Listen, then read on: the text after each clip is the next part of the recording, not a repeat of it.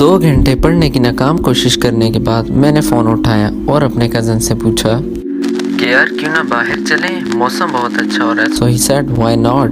तो हम निकल पड़े।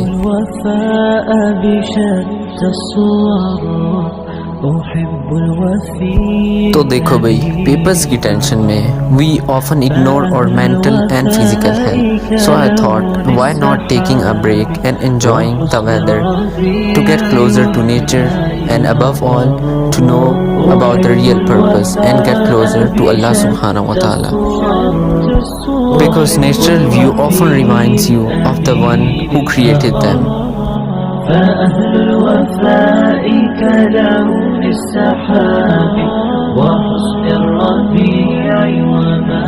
So after spending half an hour over there and freshening up our mind, हम वापस आ गए and I must say it was worth it.